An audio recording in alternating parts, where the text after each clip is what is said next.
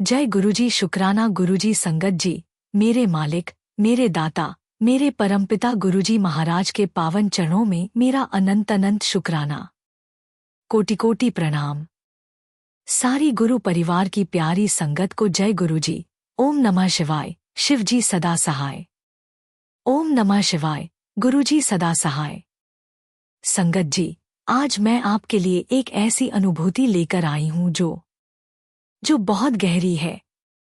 और जब मैंने इसे पहली बार सुना तो मेरे भीतर कुछ टूट गया और फिर कुछ जुड़ गया।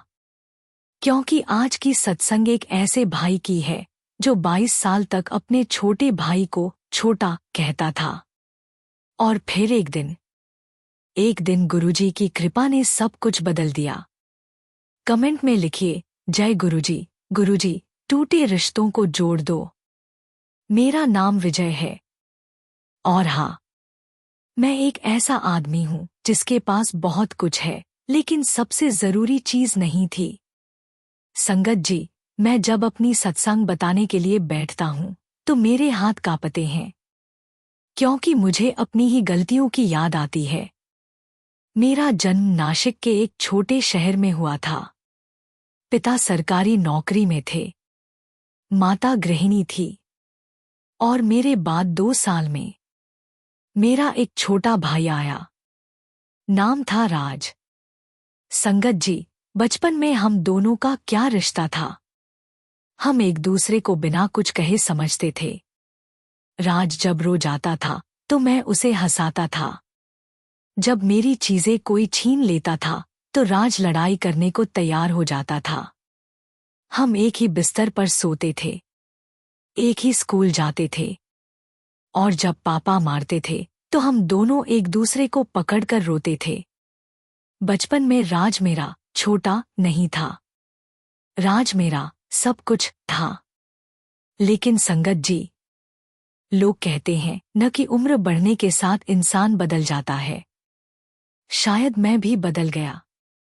मैं 18 साल का था जब मुझे बड़ी नौकरी मिल गई।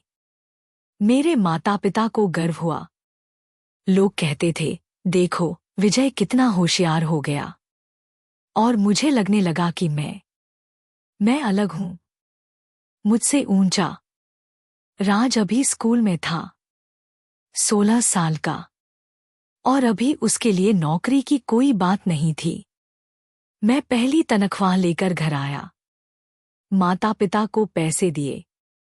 उन्होंने कहा, बेटा तूने हमें गर्व दिलवाया। लेकिन राज के पास गया और मैंने कहा, राज तू अभी छोटा है, तेरे लिए पढ़ाई जरूरी है।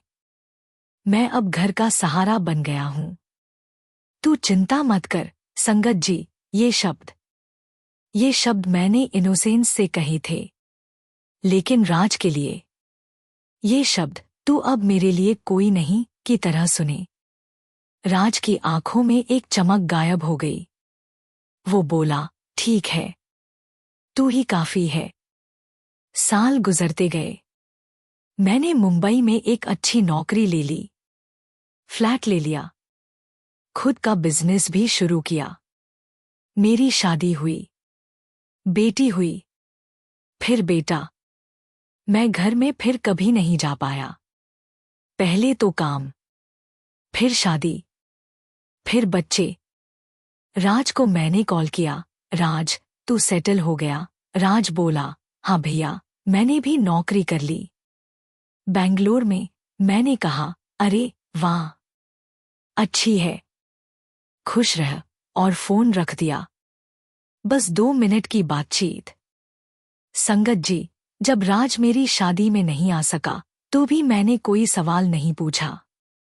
जब राज की शादी हुई तो मैंने कहा, माता पिता को भेज दूं, मेरे पास समय नहीं है। और राज ने कहा, ठीक है भैया, मैं समझ गया।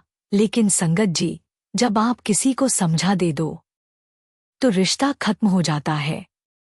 साल 2010 की बात है। मेरे पापा को सडन हार्ट अटैक आया। वो चल बसे। अंतिम संस्कार के लिए मैं नासिक गया। वहां मैंने देखा, मेरा राज 25 साल का, और उसके आंसू। लेकिन जब मैं गया तो वो मेरे पास नहीं आया।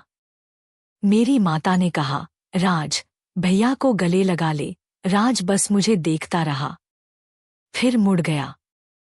संगत जी, उस दिन मुझे पहली बार लगा कि मैंने कुछ गलत किया है। लेकिन मैं बड़ा भाई था। मैं पहले कदम नहीं बढ़ा सकता था। पापा की अंत्येष्टि के बाद मैं फिर मुंबई चला गया। साल 2015 में मेरी माता का फोन आया, बेटा, तेरी माता बहुत अकेली हूं। तूने मेरे को भूल गया, और राज भी दूर है। कब आएगा तू? मैंने कहा, माता, मैं व्यस्त हूं। कुछ महीनों में आऊंगा। कुछ महीने बीते, साल बीते, मैं नहीं गया। संगत जी, मेरी माता को एक दिन स्ट्रोक आया। राज अपने काम को छोड़कर उसके पास चला गया। मैं जब गया तब माता की आधी बातें ही समझ में आ रहीं।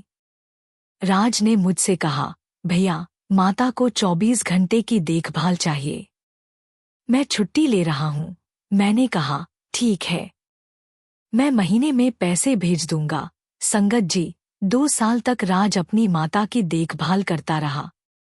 उसकी नौकरी खतरे में पड़ी, उसकी शादी की योजनाएं टूटीं, और मैं महीने में 1-2 बार कॉल कर लेता, बस इतना। मैंने अपने आप से कहा, मैं अलग हूं, मेरा अपना परिवार है, मैं सब संभाल नहीं सकता। लेकिन सच क्या था? सच ये था कि मैं राज को अपने छोटे भाई से ऊपर नहीं देख सकता था, और मैं अपने आप को जिम्मेदार बड़े भाई नहीं मानना चाहता था।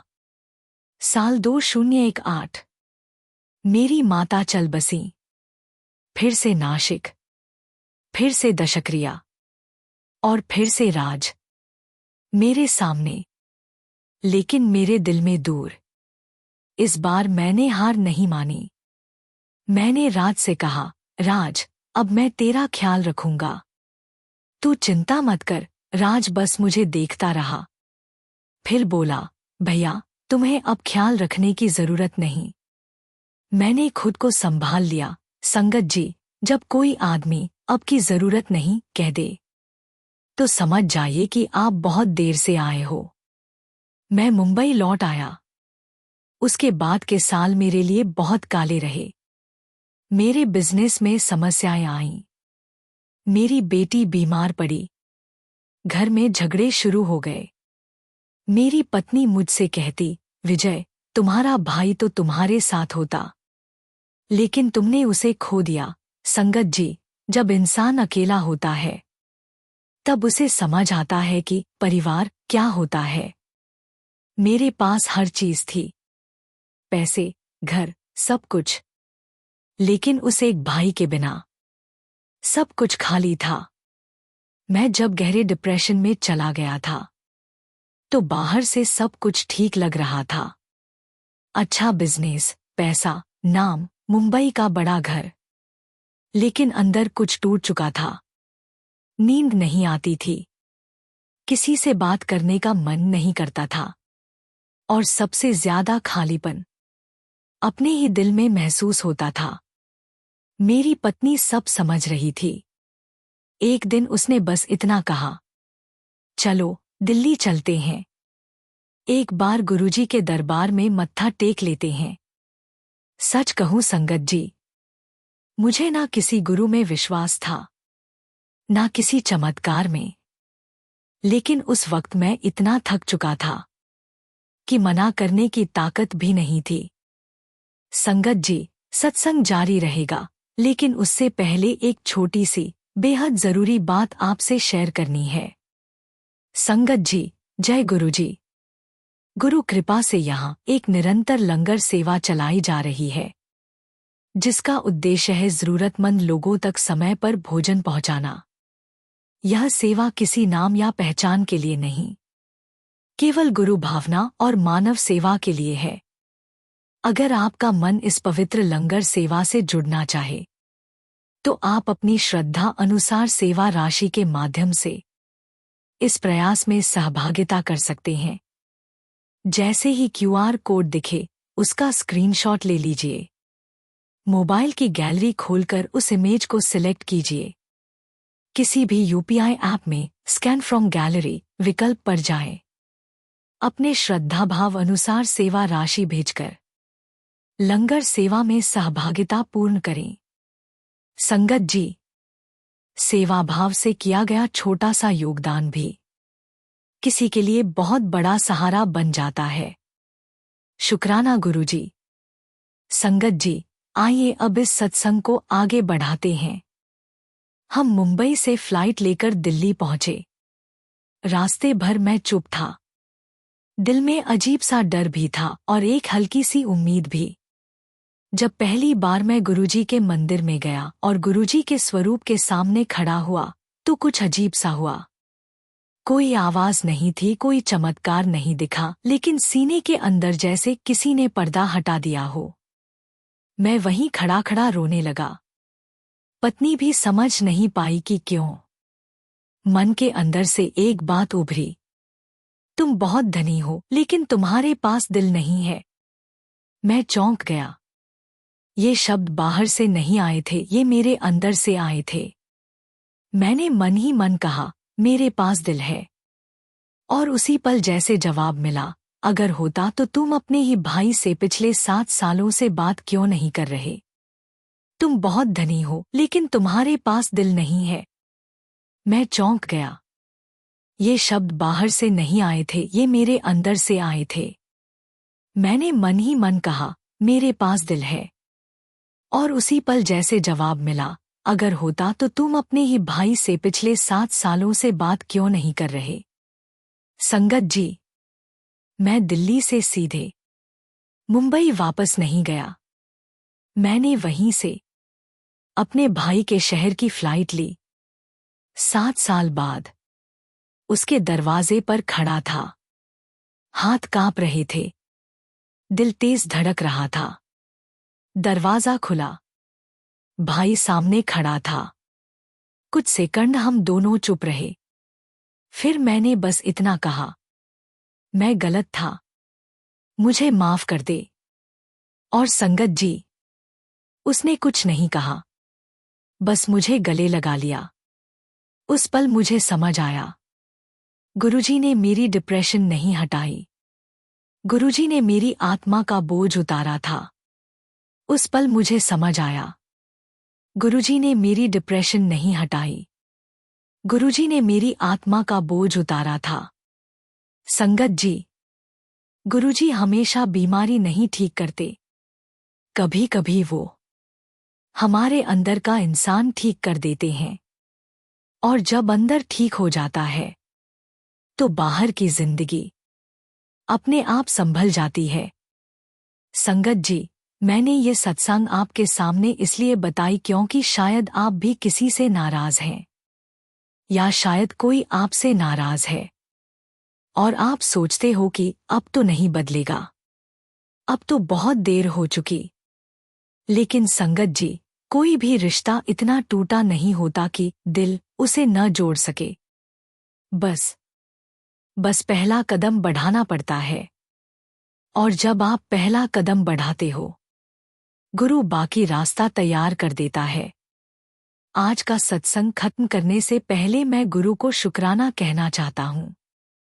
गुरुजी, तुमने मुझे मेरा भाई दोबारा दिलवाया और तुमने मुझे ये समझाया कि बड़ा होना माने क्या, ये नहीं कि तुम अलग खड़े रहो, माने ये कि तुम अपने से छोटों को गले लगा सको। संगत जी, अब अपनी तरफ से भी एक अरदास कर लीजिए। जिस भी रिश्ते में दरार है, आप उसे भर दीजिए। कोई फोन कॉल करिए, एक मैसेज भेजिए या सीधे जाकर गले लगा दीजिए।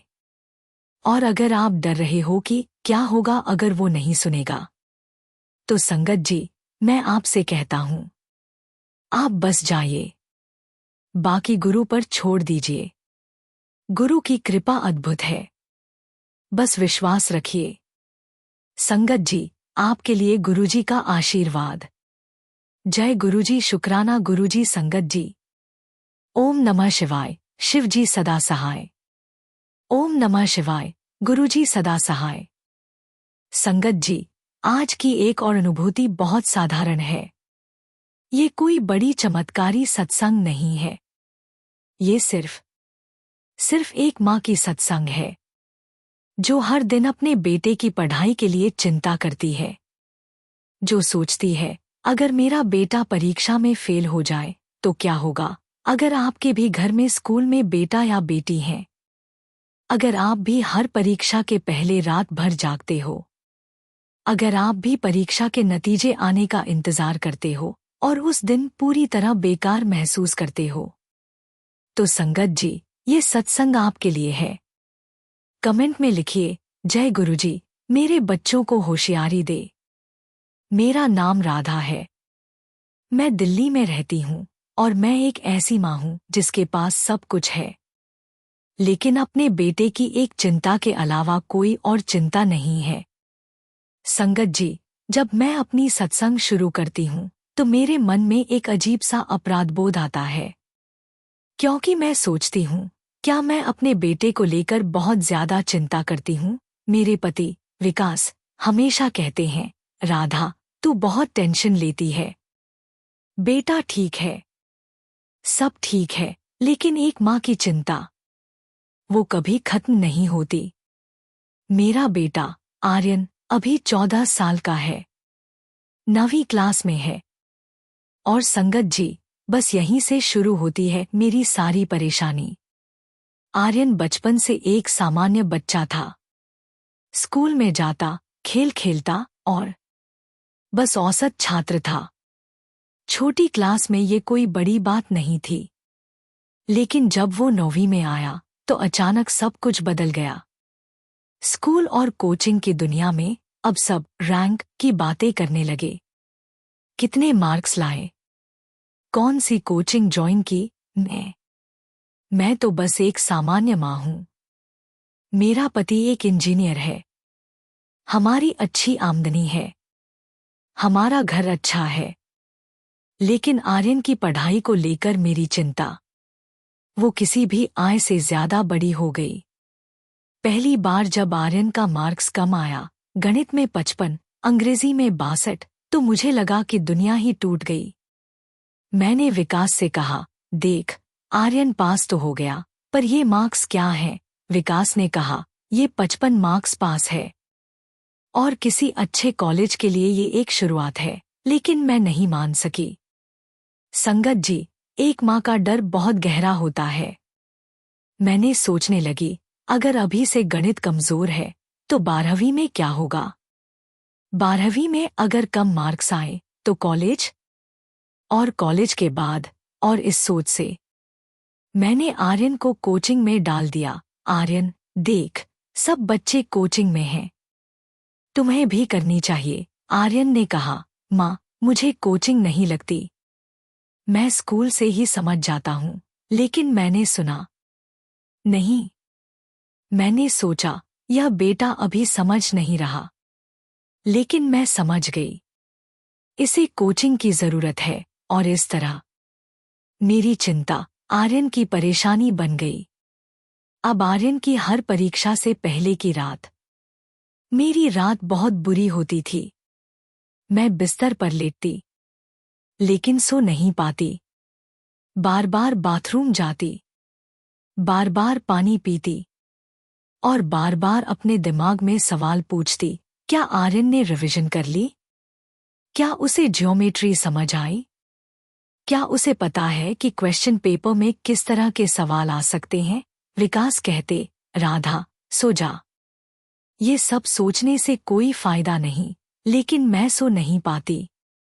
और फिर सुबह सुबह मैं आर्यन को देखती तो उसके चेहरे पर मेरी चिंता की छाया दिखाई दे जाती।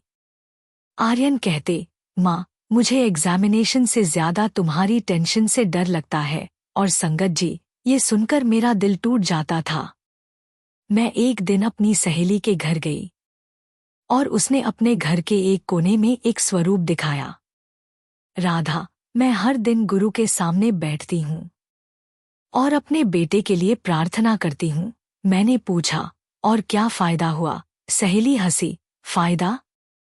राधा, मेरा बेटा अब परीक्षा में फेल नहीं हो सकता अगर उसने मेहनत की, और मैं अब शांति से सो सकती हूँ।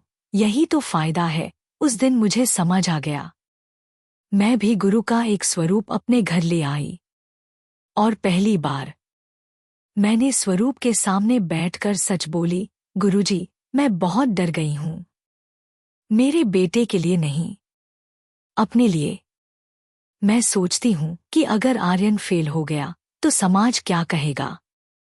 मैं समाज को क्या जवाब दूंगी? गुरुजी, कृपा करना। पर पहले मेरा डर निकालो। उसके बाद कुछ अलग हुआ। अगली परीक्षा से 2 दिन पहले मैंने आर्यन को पास बुलाया, और मैंने उससे कहा, आर्यन, सुन, मैंने तुम्हें बहुत प्रेशर दिया है, और मुझे लगता है कि ये गलत था। आर्यन ने चकित होकर देखा। माँ, ये क्या कह रही हो? मैंने कहा, मैं तुमसे सिर्फ एक चीज मांगती हूँ। अपनी जितनी भी पूरी मेहनत करो, लेकिन ये डर मत रखो कि मार्क्स कम आ जाएंगे, और अगर मार्क्स कम भी आ गए तो भी तुम मेरे लिए सफल हो, क्योंकि तुमने मेहनत की। बाकी सब कुछ मैं गुरु पर छोड़ देती हूँ। आर्यन के आंसू निकल गए। उसने कहा, माँ, मैं तो बस ये सुनना चाहता था। संगत जी, एक बेटा अपनी माँ से सिर्फ यही चाहता है कि वो विश्वास करे। परीक्षा आई। आर्यन ने मेहनत की, और फिर परीक्षा खत्म हुई। नतीजों का इंतजार। लेकिन इस बार मैं अलग थी। मैं स्वरूप के सामने बैठती, गुरुजी, अब मैं तुम पर छोड़ देती हूँ। आर्यन ने अपनी कोशिश की, अब बाकी सब तुम्हारे हाथ में है। और संगत जी, सबसे बड़ी बात ये थी कि मैं अब शांति से सो सकती थी। जब आर्यन के मार्क्स आए तो वो पहले जितने अच्छे नहीं थे। गणित में 58, अंग्रेजी में 65। पहली बार मैंने मार्क्स देखे और मुस्कुरा दिया। विकास चकित हो गए। राधा, ये मार्क्स भी अच्छे नहीं हैं। और तुम हंस रही हो? मैंने कहा, ये मार्क्स मेरे लिए नहीं है, ये मेरे बेटे के लिए हैं। उसने मेहनत की तो यही काफी है। लेकिन संगत जी, यही मेरी कहानी खत्म नहीं होती। अगली बार जब आर्यन के मार्क्स आए तो गणित में 72 थे, और अंग्रेजी में 78। विकास को बहुत खुशी हुई। देख राधा, मैंने कहा था न, सब ठीक हो जाएगा। लेकिन मैं जानती थी कि ये इम्प्रूवमेंट का कारण क्या था। ये कारण था आर्यन का अब डरना खत्म हो जाना। अब वो परीक्षा देने जाता था तो यह सोचकर नहीं कि अगर फेल हो गया, अब वो बस यह सोचकर जाता था, मैंने जो पढ़ा है उसे लिख दूंगा। बाकी सब गुरु पर है। और यह बदलाव यह माँ के डर को निकालने से आया था। संगत जी, मुझे लगा कि गुरु की कृपा ये नहीं थी कि आर्यन के मार्क्स बढ़ गए। गुरु की कृपा यह थी कि मैंने अपना डर निकाल दिया। मैंने अपने आप को परफेक्ट माँ बनने की कोशिश करना बंद कर दिया, और मैंने अपने बेटे को ही रहने दिया। एक सामान्य लड़का जो कभी मार्क्स में अच्छा होगा, कभी कम, लेकिन जिसकी अपनी खूबियां थी, अपनी सोच थी, अपना रास्ता था। मैंने एक दिन आर्यन से पूछा, बेटा, तुम्हें अब भी परीक्षा की चिंता होती है? आर्यन ने कहा, हाँ माँ, होती है, पर अब डर नहीं होता। मैंने पूछा, फर्क क्या है चिंता और डर में? आर्यन बोला, माँ, चिंता से तो इंसान मेहनत करता है, पर डर से तो इंसान नष्ट हो जाता है। और संगत जी, ये बात मेरे दिल में बैठ गई। मैं 14 साल के अपने बेटे से सीख रही हूँ। और गुरु इसी को कहते हैं, सबको सीखना। आज आर्यन 15 साल का है, 10वीं में है। और संगत जी, मैं अभी भी चिंता करती हूँ, अभी भी कभी रात को सोचती हूँ। पर अब मैं ये नहीं सोचती कि अगर फेल हो गया अब मैं बस यह सोचती हूँ, क्या मैं उसके साथ ठीक हूँ? क्या मैं उसे दबा रही हूँ? क्या मैं उसे अपने सपने का चोर बना रही हूँ? और जब मुझे लगता है कि मैं अपनी पुरानी आदत में वापस आने लगती हूँ, तो मैं स्वरूप के सामने जाती, गुरुजी, मेरी मेहनत का माप ये मत देना कि मेरा बेटा कितने मार्क्स लाया। माप ये देना कि मैं कितनी अच्छी माँ बन पाई। संगत जी, अगर आप भी एक माता या पिता हो, तो कमेंट में लिखिए, जय गुरुजी, मैं अपने बेटे को उसकी खुशी दूं, मार्क्स नहीं। और अगर आप एक बेटा या बेटी हो और आपकी माता पिता पर प्रेशर है, तो कमेंट में बताइए, माता पिता, मैं सिर्फ अपनी मेहनत करूंगा, मार्क्स का फिक्र न करना। संगत जी, गुरु की कृपा हर जगह है, बस हमें देखना चाहिए। कभी कभी गुरु तुम्हारे मार्क्स बढ़ाते हैं, पर कभी कभी गुरु तुम्हारे माता पिता का डर निकालते हैं या तुम्हारी चिंता कम करते हैं। और वो कृपा सबसे बड़ी होती है। जय गुरुजी, शुक्राना गुरुजी। संगत जी, ओम नमः शिवाय, शिव जी सदा सहाय। ओम नमः शिवाय, गुरुजी सदा सहाय। संगत जी, आप सभी पर गुरु कृपा सदा बनी रहे। आज हम एक पवित्र और निरंतर चल रही लंगर सेवा के लिए आपसे निवेदन शेयर कर रहे हैं। हमारा उद्देश्य है कि जरूरतमंद और असहाय लोगों तक समय समय पर भोजन की व्यवस्था पहुंचाई जा सके, ताकि किसी को भी भूखा रहने की मजबूरी महसूस न हो। ये सेवा किसी संगठन, व्यक्ति या नाम के लिए नहीं, सिर्फ गुरु कृपा, गुरु भावना और मानव कल्याण के लिए है। संगत जी, यदि आपके मन में भी इस लंगर सेवा के लिए प्रेम और भावना जागृत हो, तो आप अपनी सेवा राशि के माध्यम से इस सेवा में शामिल हो सकते हैं। आपकी सेवा भावना ही इस प्रयास को निरंतरता और मजबूती देती है। जब स्क्रीन पर क्यूआर कोड दिखाई दे, तो इस सरल प्रक्रिया का पालन करें। जैसे ही क्यूआर कोड दिखे, उसका स्क्रीनशॉट ले लीजिए। अपने मोबाइल की गैलरी खोलकर वही इमेज सिलेक्ट करें। अपने किसी भी यूपीआई ऐप में स्कैन फ्रॉम गैलरी विकल्प चुनें। श्रद्धा अनुसार सेवा राशि भेजकर अन्न सेवा सहयोग पूर्ण करें। कृपया सहयोग करते समय मन में बस इतना भाव रखें, हे गुरुजी, यह सेवा आपकी है, आपका ही प्रसाद है और आपके ही नाम से की जा रही है। गुरु भक्ति का फल सेवा भाव की शक्ति और लंगर का प्रसाद जीवन को बदल देता है। शुक्राना गुरुजी।